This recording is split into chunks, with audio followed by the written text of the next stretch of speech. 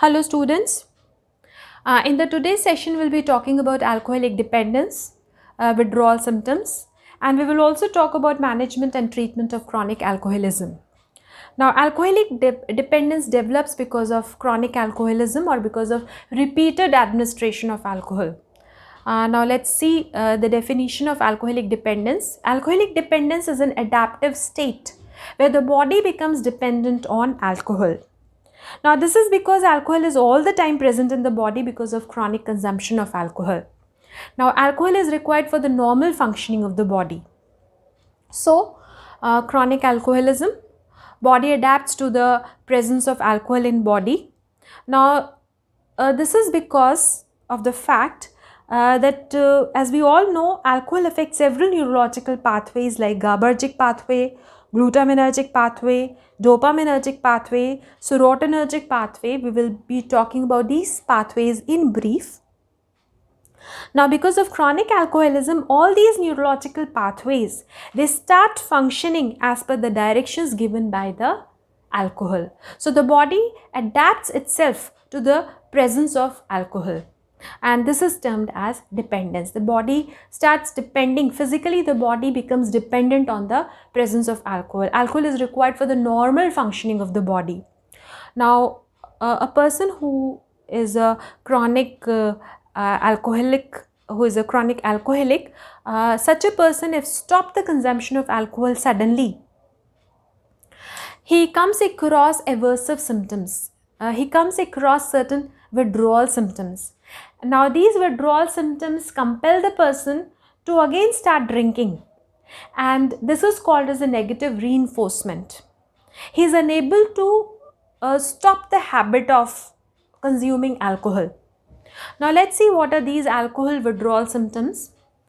Anxiety, irritability, sweating, tachycardia, tremor, impairment of sleep, confusion, hallucinations. Hallucinations refer to false visual perceptions, and these false visual perceptions, they can be olfactory, they can be optic, that is visual, they can be auditory, they can be gustatory.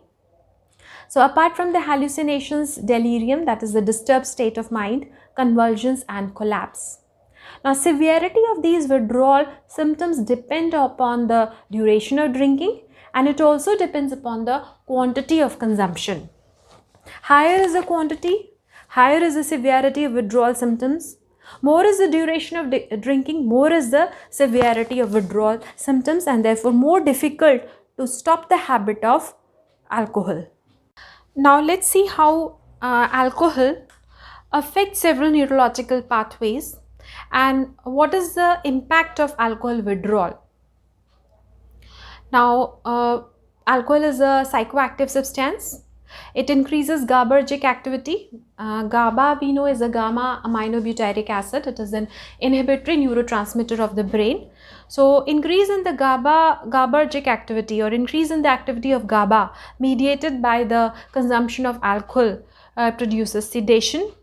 It causes a loss of inhibition, loss of inhibitions like loss of hesitation, loss of self-criticism, loss of self-guilt, and a person becomes relaxed. There is generalized depression of central nervous system, that is the neuronal inhibition. Now this is because of the consumption of alcohol.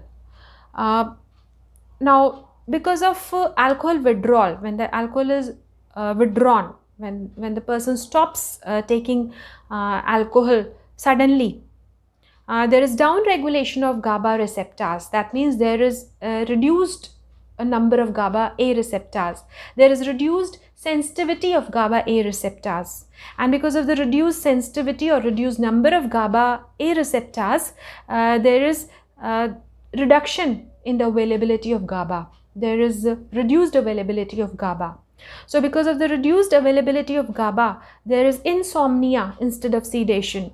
There is anxiety and irritability, and instead of neuronal inhibition, seizures are observed. So this results in seizure and collapse. So these all are the withdrawal symptoms.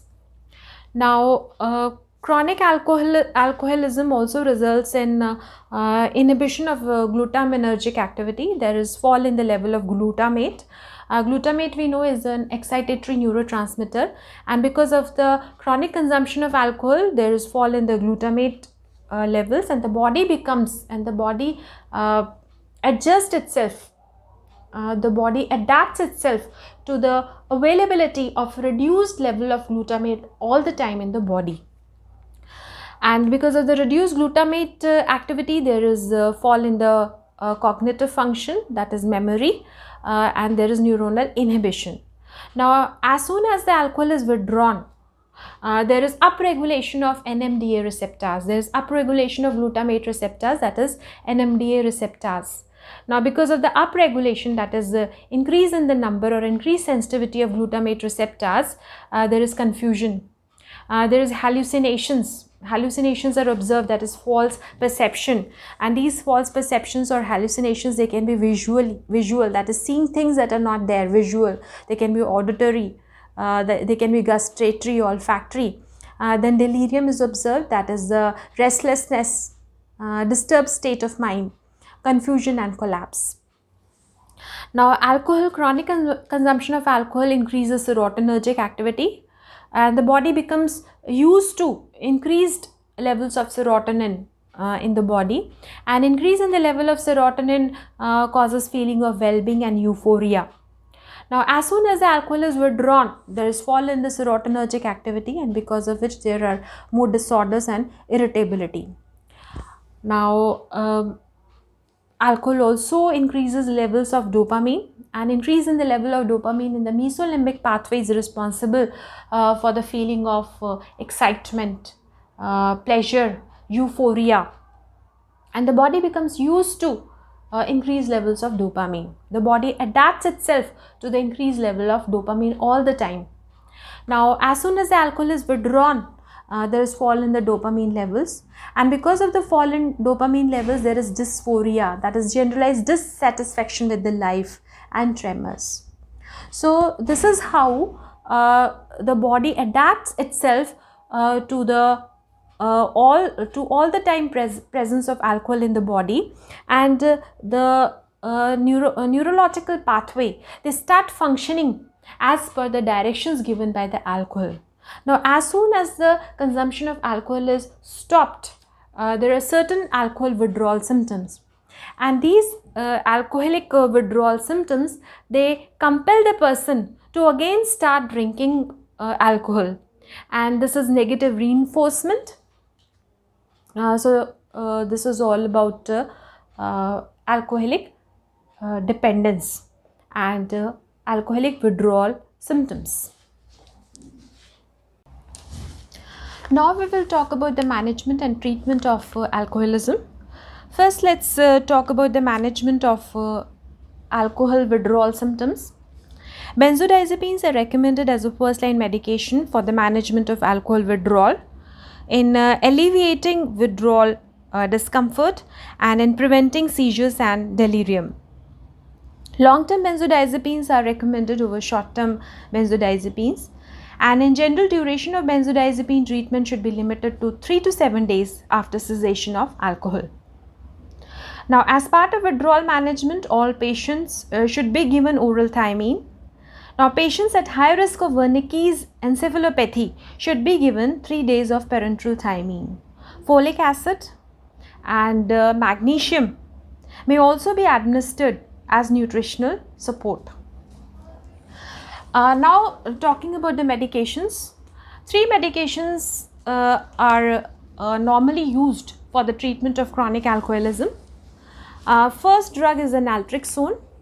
Now, before talking about Naltrexone, it is important to know that opioids or the endorphins are released in the mesolimbic pathway. When the alcohol is consumed, there is release of endorphins in the mesolimbic pathway.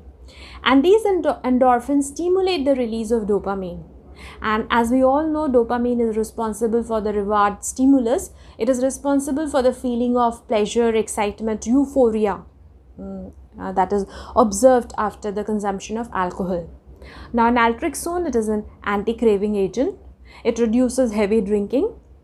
It is an opioid antagonist, so it prevents a release of, it prevents the action of endorphins, and thereby it does not, it prevents the increase in the level of dopamine in the mesolimbic pathway, and therefore the person is unable to experience the feeling of pleasure or excitement or the euphoria.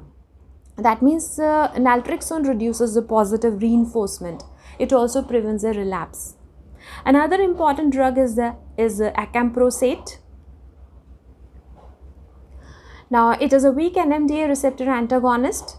It is a modest GABA A receptor agonist, and it reduces the relapse. Another very important drug is a disulfiram. Disulfiram is an aldehyde dehydrogenase inhibitor. Now, if alcohol is consumed, disulfiram inhibits the metabolism of alcohol, and because of the inhibition of metabolism of alcohol, there is accumulation of acetaldehyde in the blood and tissues. Now, this acetaldehyde, it produces distressing symptoms. Distressing symptoms like flushing, throbbing, headache, visual disturbances, and vomiting. And because of the manifestation of these symptoms, the subject avoids consumption of alcohol, and therefore disulfiram is known as an aversion therapy. So this is all about the management of withdrawal symptoms and medications which are used for the treatment of alcoholism.